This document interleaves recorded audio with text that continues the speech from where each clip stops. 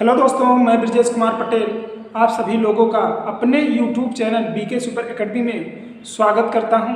और हम आप सभी लोगों को जो है कुछ ऐसे टॉपिक के बारे में पढ़ा रहे हैं जो कि एग्ज़ाम में वनडे एग्ज़ाम में बार बार पूछे जाते हैं। और उसी के क्रम में आज हमने एक टॉपिक लिया है और आप लोगों के साथ उस टॉपिक की कुछ मुख्य बातें जो हैं शेयर करेंगे। और वो मुख्य बातें क्या हैं दोस्तों, तो वो हम आपको बताएंगे, क्योंकि यहाँ से बार बार एग्जाम में क्वेश्चन पूछे जाते हैं। हमारा जो टॉपिक है वो है प्राचीन धार्मिक आंदोलन। प्राचीन धार्मिक आंदोलन की बात करें तो प्राचीन धार्मिक आंदोलन में दो धार्मिक हुए और उन दोनों धार्मिकों से बार बार एग्जाम में क्वेश्चन पूछे जाते हैं। तो दोस्तों आइए देखते हैं, प्राचीन धार्मिक आंदोलन की बात हम कर रहे हैं तो इसकी शुरुआत कब होती है? तो इसकी शुरुआत जो है 6वीं शताब्दी ईसा पूर्व, मतलब कि जब ईस्वी शुरू हुआ उससे 600 साल पहले की बात है। 6वीं शताब्दी ईसा पूर्व में इसकी शुरुआत हुई। ठीक है, ये कहाँ से इसकी शुरुआत की बात कर रहे हैं? तो जो गंगा घाटी है, हमारा जो गंगा वाला एरिया है, गंगा नदी वाला जो क्षेत्र है, उसके किनारे से इस धार्मिक आंदोलन की शुरुआत हुई। ठीक है, इस धार्मिक आंदोलन की बात कर रहे हैं तो इस गंगा नदी घाटी के किनारे एक साम्राज्य पड़ता है, मगध साम्राज्य। और उस मगध साम्राज्य का जब उदय हो रहा था तो उसी समय मगध साम्राज्य के उदय के समय दोस्तों धार्मिक संप्रदायों का उदय हो रहा था। जब मगध साम्राज्य का उदय चरम सीमा पर था तो उसी समय उसी के पैरेलल जो है धार्मिक संप्रदायों का उदय हो रहा था। और उस धार्मिक संप्रदाय की बात कर रहे हैं तो दो क्षत्रिय वंश के व्यक्ति थे। दो ऐसे क्षत्रिय वंश के व्यक्ति हुए जिन्होंने दो धर्मों का निर्माण कर धारा। वो दो धर्मों का निर्माण कर दिए। और बात करें दोनों धार्मिक संप्रदायों का जब उदय हो रहा था तो दो क्षत्रिय वंश के व्यक्ति थे। एक व्यक्ति थे महावीर और दूसरे व्यक्ति थे महात्मा बुद्ध।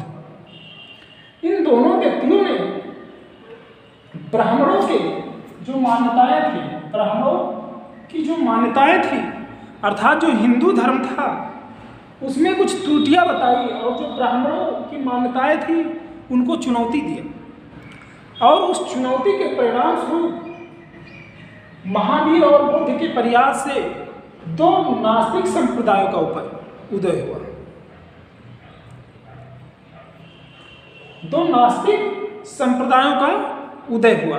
वो दोनों नास्तिक संप्रदाय की अगर हम बात करें तो इन्हीं के नाम पर उस संप्रदाय का नाम रख दिया गया। दोस्तों बात कर रहे हैं तो एक संप्रदाय जो बना उसे जैन धर्म के नाम से जाना गया और दूसरा संप्रदाय जो बना उसे बौद्ध धर्म के नाम से जाना गया।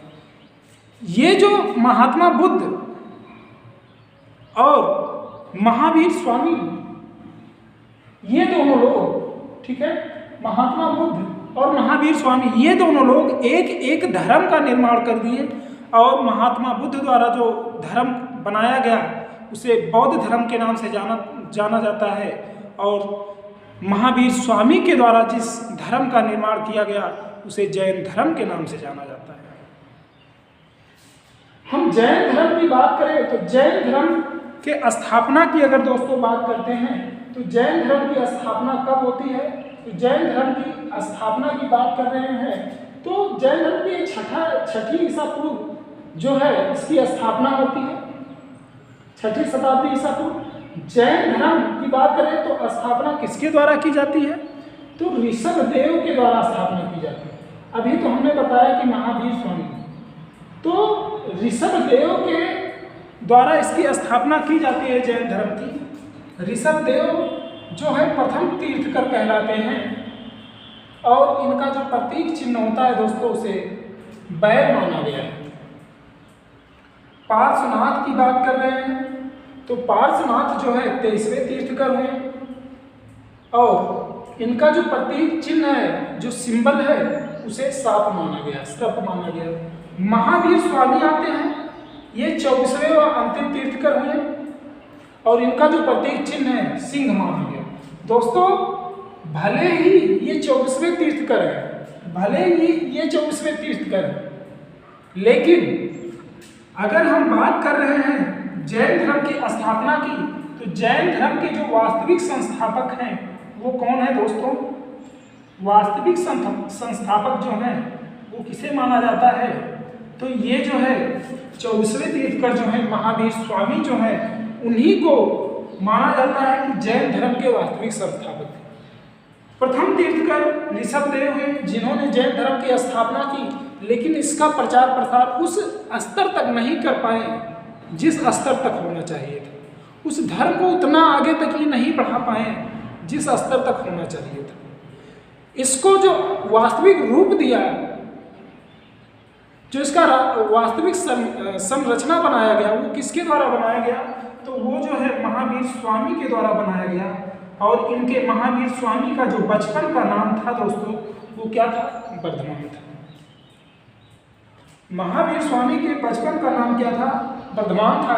और ये अंतिम तीर्थकर अर्थात 24वें तीर्थकर हुए, और इनका जो प्रतीक चिन्ह था सिंह था।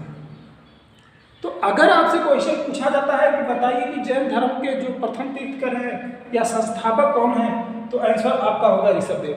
लेकिन वास्तविक संस्थापक पूछा जाएगा तो कौन हो जाएंगे? महावीर स्वामी हो जाएंगे। ठीक है। महावीर स्वामी के द्वारा कुछ शिक्षाएं दी गई। महावीर स्वामी के द्वारा जो शिक्षाएं दी गई वो शिक्षाएं 5 हैं, और उन 5 शिक्षाओं का अलग अलग अर्थ है दोस्तों। 5 शिक्षाओं की अगर हम बात कर रहे हैं तो पहली शिक्षा है सत्य। इन्होंने कहा कि अगर व्यक्ति का जीवन मिला है तो सदा सत्य बोलना चाहिए। इनकी पहली शिक्षा थी कि हर एक व्यक्ति को सदा सत्य बोलना चाहिए। दूसरी शिक्षा थी अहिंसा, मतलब हिंसा का त्याग होना चाहिए, मतलब हिंसा नहीं करना चाहिए। अस्तेय, अस्तेय का अर्थ है कि चोरी ना करना, मतलब चोरी नहीं करना चाहिए। अपरिग्रह, मतलब संपत्ति का जो है ग्रहण नहीं करना होगा, संपत्ति को इकट्ठा नहीं करना चाहिए, संपत्ति का त्याग करना चाहिए। और क्या होता है? ब्रह्मचर्य, मतलब कि ब्रह्मचर्य रूप में रहना चाहिए, मतलब अपने इंद्रियों का जो है निग्रह करना चाहिए, इंद्रियों का त्याग करना चाहिए। ठीक है। इस प्रकार इन्होंने 5 शिक्षाएं दी। पहली शिक्षा हो गई सत्य, दूसरी हो गई अहिंसा, तीसरा हो गया अस्तेय, चौथा हो गया अपरिग्रह, और 5वां हो गया ब्रह्मचर्य। अब हम बताते थे इन्होंने 3 रत्न दिए। ठीक है। कुछ ज्ञान दिया, और वो तीनों ज्ञान क्या है? समय दर्शन, समय ज्ञान, समय आचरण। इन्होंने 3 रत्न दिया। 3 रत्न की बात कर रहे हैं तो पहला है समय दर्शन, दूसरा है समय ज्ञान, तीसरा है समय का आचरण। ठीक है। अब आ जाइए दोस्तों, हमने बताया था कि 2 क्षत्रिय वंश के व्यक्ति महावीर स्वामी और बुद्ध हुए थे, जिन्होंने अलग अलग संप्रदायों की स्थापना की थी। तो पहले संप्रदाय के बारे में हम पढ़ चुके हैं। पहले संप्रदाय की बात कर रहे हैं तो जैन धर्म संप्रदाय का नाम जो किसके द्वारा निर्माण किया गया? महावीर स्वामी के द्वारा, जिसका जो है वास्तविक संस्थापक माना जाता है महावीर स्वामी को, इनके द्वारा इसको बनाया गया। बात कर रहे हैं तो नास्तिक संप्रदाय का जब उदय हुआ तो 2 संप्रदाय बने। दूसरा संप्रदाय क्या कहलाया? बौद्ध धर्म कहलाया। अब बौद्ध धर्म के बारे में हमको पढ़ना है। बौद्ध धर्म की बात करें तो इसके जो मुख्य व्यक्ति थे जिन्होंने इस संप्रदाय की स्थापना की, उन्हें हम महात्मा बुद्ध के नाम से जानते हैं। और बात करें तो स्थापना की महात्मा बुद्ध, तो इन्हें गौतम बुद्ध के नाम से भी जाना जाता है। और इनके बचपन का जो नाम था दोस्तों वो सिद्धार्थ था। क्या था? सिद्धार्थ था। और इनका जन्म जो हुआ था वो कहाँ हुआ था? कपिलवस्तु लुम्बिनी में हुआ था, जो प्रेजेंट में नेपाल में स्थित है। ठीक है। कहाँ है? नेपाल में है। 29 वर्ष की आयु में इन्होंने गृह त्याग कर दिया। इनके पुत्र का नाम जो था वो क्या था? इनके पुत्र का नाम राहुल था। 29 वर्ष की आयु में इन्होंने गृह त्याग किया, और जब गृह त्याग किया तो महाभिनिष्क्रमण कहलाया। घर के त्याग को क्या कहा जाता है? तो महाभिनिष्क्रमण कहा जाता है। ठीक है। महाबौद्ध मंदिर जहाँ पर बना हुआ है बिहार में, बात करें 35 वर्ष की आयु में, वहाँ महाबौद्ध जहाँ मंदिर बना हुआ है, इन्हें ज्ञान की प्राप्ति हुई थी। और ज्ञान की प्राप्ति की अगर हम बात कर रहे हैं तो एक नदी पड़ता है बिहार में, गया के नाम से जाना जाता है। एक नदी पड़ता है, उस नदी के किनारे ये बसा है, मतलब निरंजना नदी है। निरंजना नदी के किनारे का स्थान पड़ता है जिसे गया के नाम से जाना जाता है। और उस गया नदी के किनारे इन्हें ज्ञान की प्राप्ति हुई थी। ठीक है। और उस ज्ञान की प्राप्ति होने के नाते इस गया को अब बौद्ध गया नाम दे दिया गया है। महात्मा बुद्ध के नाम पर उसे बौद्ध गया कहा जाता है, उसका नाम बौद्ध गया हो गया है। ठीक है। प्रथम उपदेश की बात करें तो इन्होंने जो अपने उपदेश दिए, जब ज्ञान प्राप्ति हो गया तो ये जाके अपने धर्म का प्रचार कर रहे थे। और जो प्रथम उपदेश इन्होंने दिया वो सारनाथ ऋषि पतनम में दिया। अब ऋषि पतनम में जब इन्होंने प्रथम उपदेश दिया तो उसे धर्म चक्र प्रवर्तन के नाम से जाना गया। और अंतिम उपदेश की बात करें तो इन्होंने कुशीनगर, जो प्रेजेंट में कुशीनगर सुभद्र कहा जाता है, उस स्थान को कुशीनगर की बात करें तो ये प्रेजेंट में उत्तर प्रदेश में पड़ता है, यूपी में पड़ता है। तो अंतिम उपदेश इन्होंने कुशीनगर में दिया, यूपी में दिया। और महाबोधि मंदिर की बात करें अगर ज्ञान की प्राप्ति की, तो 35 वर्ष ज्ञान प्राप्ति गया निरंजना नदी के किनारे बिहार में हुआ था। और प्रथम उपदेश इन्होंने सारनाथ ऋषि पतनम में दिया था। तो प्रथम उपदेश सारनाथ ऋषि पतनम में दिया, अंतिम उपदेश कुशीनगर सुभद्र में दिया, जो कि प्रेजेंट में उत्तर प्रदेश में है। हम बात कर रहे हैं 80 वर्ष की आयु में 483 ईसा पूर्व जो है इनकी मृत्यु हो जाती है। और मृत्यु कहाँ होती है? कुशीनगर उत्तर प्रदेश में। कुशीनगर उत्तर प्रदेश में इनकी मृत्यु हो जाती है। और जब मृत्यु होती है तो उसे महापरिनिर्वाण के नाम से जाना जाता है। महापरिनिर्वाण के नाम से जाना जाता है। दोस्तों, एक खासियत ये थी कि जब बुद्ध का जन्म हुआ, जब बुद्ध को ज्ञान की प्राप्ति हुई, और जब बुद्ध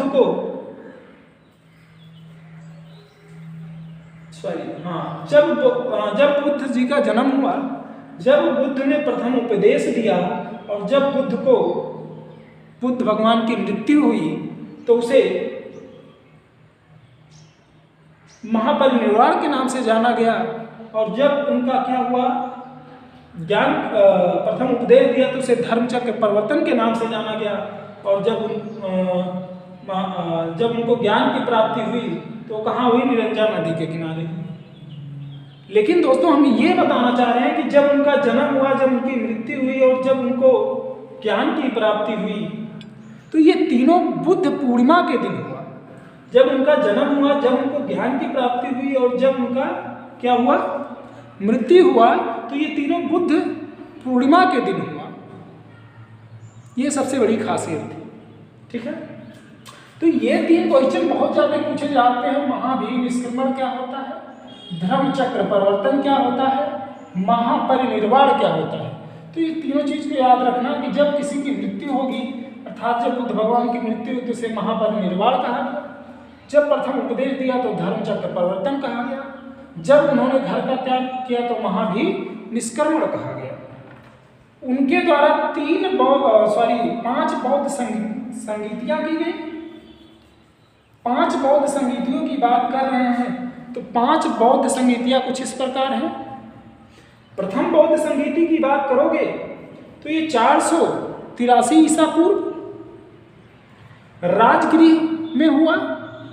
उस समय उसका जो अध्यक्ष था वो महाकश्यप था, और उसका जो संरक्षक था, जो राजा था, वो अजात शत्रु हुआ करता था। दूसरे बौद्ध संगीत की बात करोगे तो 343 ईसा पूर्व हुआ। उस समय वैशाली में हुआ। उस समय जो अध्यक्ष था वो साबकमीर था, और उस समय जो संरक्षक था वो कालाशोक था। दोस्तों तीसरे बौद्ध संगीत की बात करोगे तो ये तो 250 ईसा पूर्व हुआ, और 250 ईसा पूर्व कहाँ हुआ? पाटलिपुत्र में हुआ। और उस समय जो अध्यक्ष थे वो कौन थे? मोगलीपुत्र तिस्स थे। मोगलीपुत्र तिस्स थे। और उस समय जो संरक्षक हुआ करते थे वो अशोक थे, जिसे महान अशोक के नाम से जाना जाता है। ये उस समय संरक्षक हुआ करते थे, राजा हुआ करते थे। इन्हीं के अनुयायी, इन्हीं के द्वारा इस जो है संगीत को करवाया गया। चौथे संगीत की बात करोगे, चौथे बौद्ध संगीत की बात करोगे तो 72 ईसा पूर्व हुआ, और 72 ईसा पूर्व कुंडलवन जम्मू कश्मीर में हुआ। और वसुमित्र उस समय अध्यक्ष थे, और कनिष्क उस समय संरक्षक थे। ठीक है, अगला आता है पांचवा, 7वीं सदी। अब देखो बहुत गैप हो गया, बहुत समय बाद फिर ये संगीत हुआ।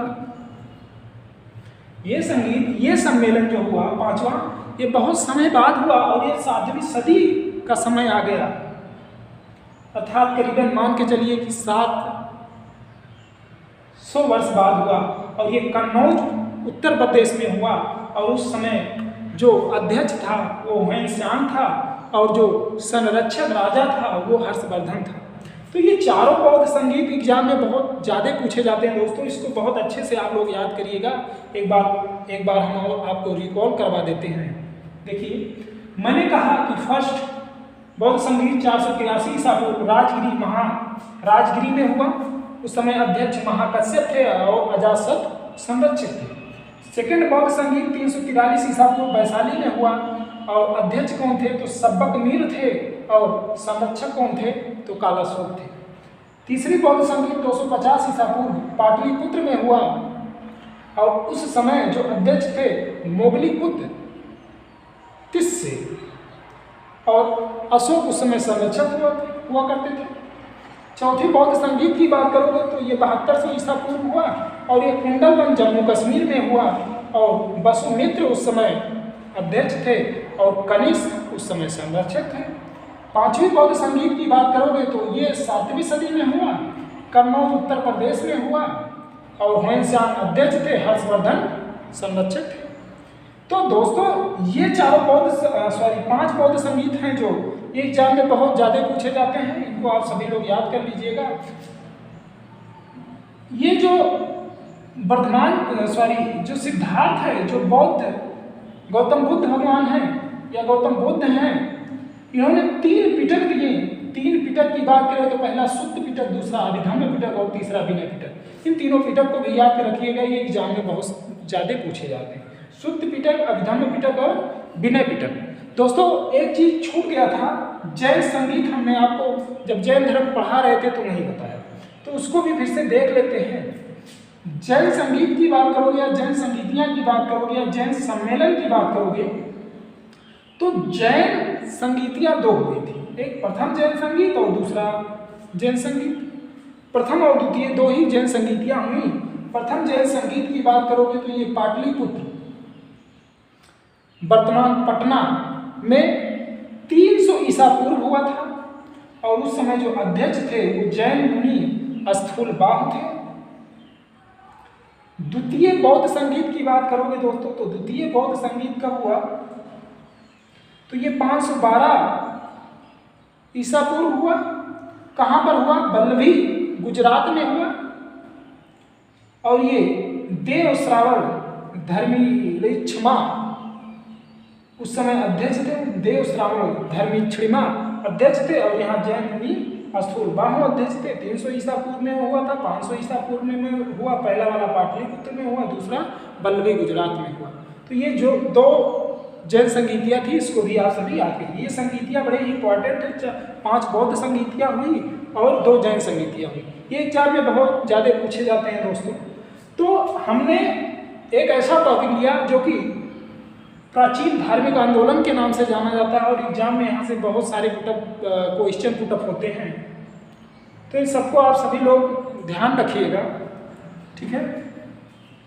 और कुछ चीज़ें और भी हैं जो आपको पढ़ना चाहिए, जैसे कि मैंने बताया कि गौतम बुद्ध जी हैं तो इनके बारे में और हमको थोड़ा पढ़ना पड़ेगा, तो हम किसी अगले क्लास में आपको इनका डिटेल बता देंगे, ठीक है। तो लेकिन जो मुख्य बातें थी जो एग्जाम में बहुत ज़्यादा पूछे जाती है, वो सभी बातें हमने आपको एक एक क्लास में शेयर किया आपके साथ। आप इतने चीज़ों को याद रखिएगा दोस्तों, और आप सभी लोग हमारे चैनल को लाइक, सब्सक्राइब एंड शेयर भी करते रहिए, ठीक है, अपने दोस्तों के साथ। दोस्तों अगर ये वीडियो अच्छा लगा हो तो ही शेयर करिएगा, अन्यथा नहीं। थैंक यू दोस्तों।